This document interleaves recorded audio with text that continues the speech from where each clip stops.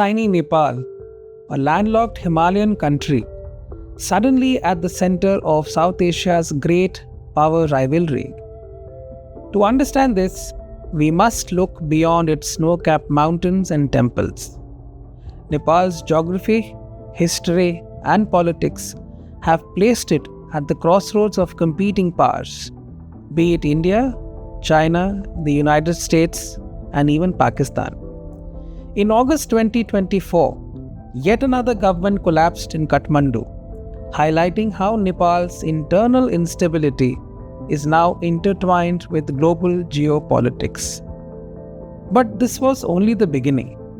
Just a year later, in September 2025, Nepal would experience something unprecedented, a youth-led revolution that shook the political order to its core. Nepal's location is both a blessing and a curse. Nestled between Tibet and India's Gangetic plains, it is sandwiched between two Asian giants. For India, Nepal protects the northern approaches to the Gangetic heartland. For China, it is a Himalayan entry point into South Asia. Its mountains, rivers, and strategic corridors make it a critical piece in the regional puzzle. This geography elevates Nepal far beyond its population of just 30 million, making it an object of desire and concern for the region's largest powers. Nepal and India share a unique relationship. Citizens cross borders freely. Families live on both sides. Hinduism and Buddhism connect societies. Historically, India has been Nepal's largest trading partner and a key political supporter.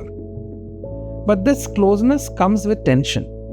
Many Nepalis view India's involvement in Kathmandu's politics as intrusive. India has often overstepped perceived boundaries. Episodes such as the 2015 Indian blockade have left a lasting shadow of mistrust. On the other hand, China's influence in Nepal is a much more recent development. Through the Belt and Road Initiative, China promised highways, hydropower dams, and a trans-Himalayan railway. China has made deep inroads into Nepal's political and economic spheres. Chinese diplomacy, loans, and infrastructure investments position Beijing as a counterbalance to India. Nepal has long been plagued by fragile governments, but the September 2025 protests marked a dramatic break from the past. What began as student rallies quickly grew into the Gen Z revolution. Within weeks, the government had collapsed. Unlike earlier upheavals, this was not driven by the old guard of politicians or monarchists, but by a restless generation determined to reset the system. The Gen Z revolution of September 2025 unsettles every foreign capital watching Nepal. India, China, the United States, and even Pakistan are forced to recalibrate their playbooks.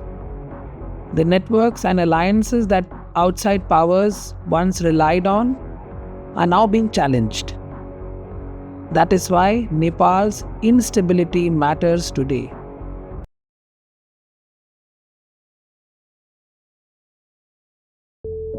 For New Delhi, instability in Kathmandu is not an abstract geopolitical concern.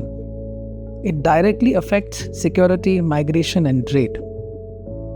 Young Nepalese protesters no longer view India as a benevolent elder brother.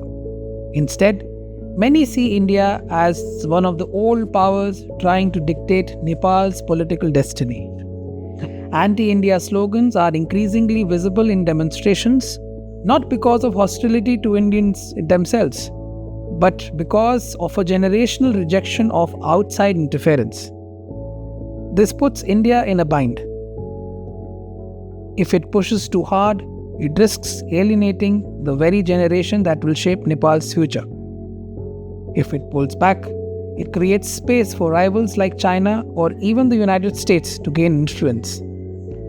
And this is India's dilemma today.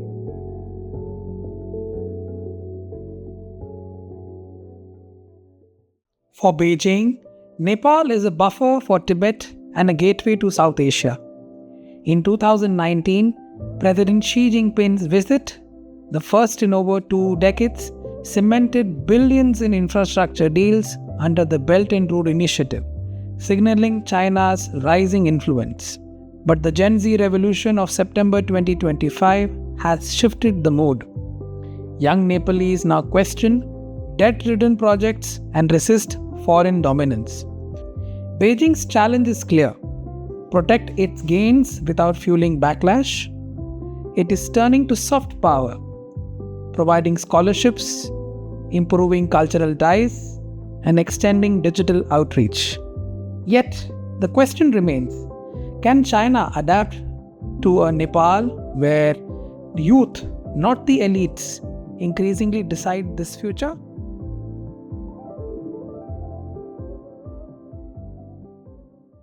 For Washington, Nepal may be small, but it sits at the crossroads of the Indo-Pacific.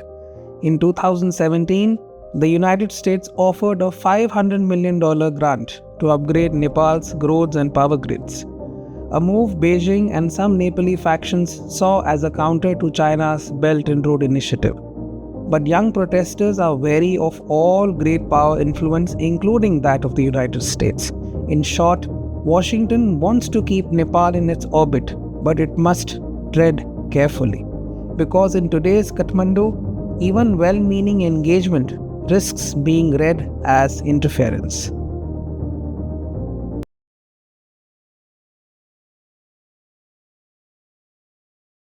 Pakistan has no border with Nepal, yet it watches closely. Since the 1970s, Islamabad has used Nepal as a quiet diplomatic space to counterbalance India, supporting student groups, cultural exchanges, and occasionally serving as a back channel with China.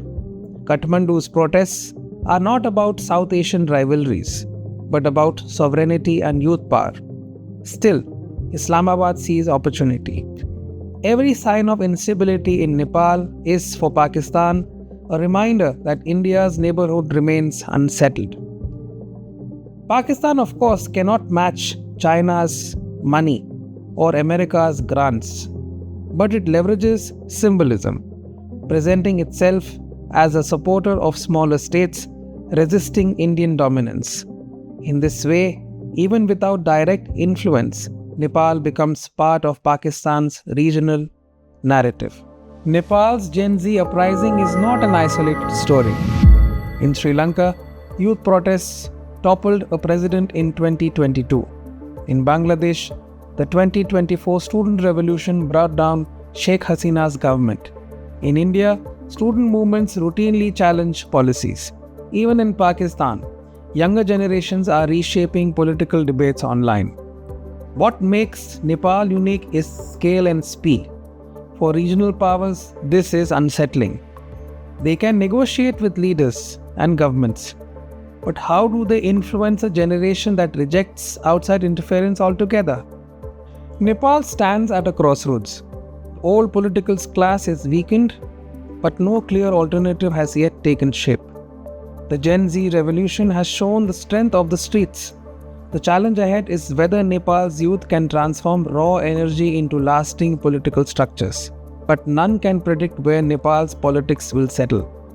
The country could drift into prolonged instability, or it could harness its generational shift to build a more accountable democracy.